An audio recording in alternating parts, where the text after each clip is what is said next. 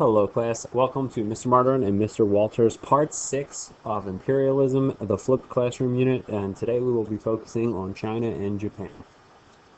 Alrighty guys, you should be following along in your Cornell notes under video 6. We have made our way around the world. We've talked about imperialism in Africa, the scramble for Africa. We've talked about the Suez Canal and how that opened up the colony of India for the British. Now we're on the far side of the Eastern Hemisphere talking about China and Japan. Alright, a little bit of backstory. Trading with China. Essentially the British were merchants, were getting rich from selling opium to the Chinese. And opium is a drug, it's an addictive drug. And the Chinese government was very upset by this, and they demanded Great Britain to stop the trade. And the British said no. And because they had warships and the latest technology, they defeated the Chinese and continued to sell opium. And Britain, after they defeated them, then forced China to open up more ports to trade and gave Britain the port of Hong Kong. Guys, as you're reading these notes, think about it. Think about what Mr. Walter talked about earlier when we talked about India.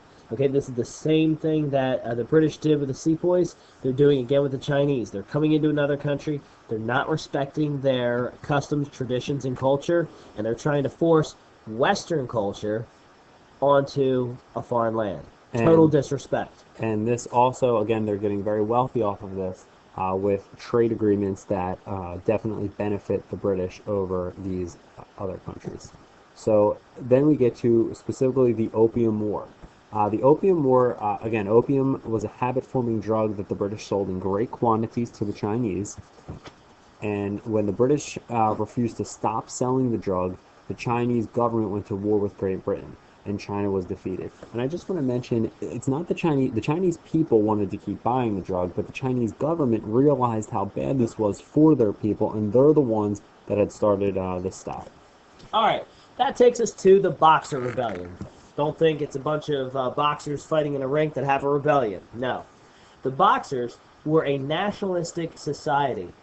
They were a secret group in China, and this happens in the year of 1900. And basically what happens is this. These Boxers fear the Americans coming in. They fear all outside influence, but specifically the Americans. And they begin to target and kill Americans. In response, in the year 1900, President William McKinley sends in American troops to protect the Americans. This will result in bloodshed and conflicts between the Chinese and the Americans. So right now we have two countries that are involved in China. We have the British and the Americans.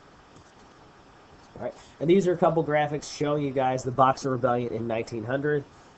Here you guys can see one of the Boxers, what he looked like, an engraving showing you guys the Boxer Rebellion, and the next cartoon I think you're going to see is this image of the president at the time, William McKinley, waving the American flag with Uncle Sam, who is looking very forceful at the Boxers, holding them at gunpoint, and there's blood in the street. And this is obviously a political cartoon that favored the American perspective of the incident.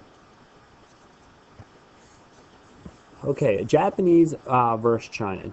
Japan essentially uses its military power and industrial strength to take over parts of Asia from China. But I think we should just back up for one moment and explain actually what happens to Japan.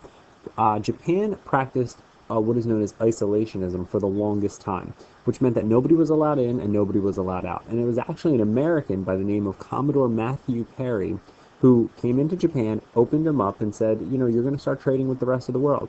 Japan quickly learns how advanced the rest of the world is and adapts, and is one of the great success stories for someone, for a country to adopt all the practices they want, and so they become very industrialized, but they hold on to their own culture. And when they do this, the Europeans are really impressed because Japan is essentially going to quickly become their own industrial power. That takes us to the Russo-Japanese War. Now, what is this phrase, Russo? Well, that's Russian. This is the war between the Russian and the Japanese. Russia is, we really haven't talked about Asia substantially in our class, but Japan also industrializes, as did Great Britain, as did Germany. Japan industrializes. They begin to gobble up more and more territory in Asia. They begin fighting with the Russians in gaining territory there. And this is really a surprise to the Western world because Japan defeats Russia which had been a Western power. And so all of a sudden now Japan's on the same level playing field as pretty much all the other major Western powers. All right, it's a huge defeat. And Japan continues to gobble up more territory and continues to acquire more lands in the Pacific, and they pose a military threat. And Japan reaches its peak in 1941. Does anyone know what happens there? Mr. Walter? Sounds like class. Well, 1941 is when the Japanese would eventually attack the island of Hawaii in Pearl Harbor. On December 7th. That's right, and it provokes the United States into World War II, which begins the downfall of imperialism. Well, okay, that's off the screen a little bit, but essentially Japan modernizes and becomes an imperial power by the late 19th century. The Meiji Restoration is essentially the Japanese emperor is restored to some extent, results in a series of reforms to compete with the West, and that is a picture of the Emperor, and that's an engraving of the emperor getting married. All right, again, just the Russo-Japanese War again. Japanese destroys the fleet off the coast of Korea and wins major battles, and they defeat the Russians. That's the big takeaway point. And the Westerners were horrified. Okay, and what we're looking at here is a picture of North Korea. Here we go. This is the picture that we wanted to show you. Japan is on the far end. It's the island countries right there. Here's the island of Japan, and slowly they gobble up more territory. First with the Korean Peninsula, then they Manchuria, parts of China, and then they start taking over all of the the French colonies in Indochina, Vietnam, Malaysia, and the islands here. And they continue to gobble up more and more of these islands until World War II.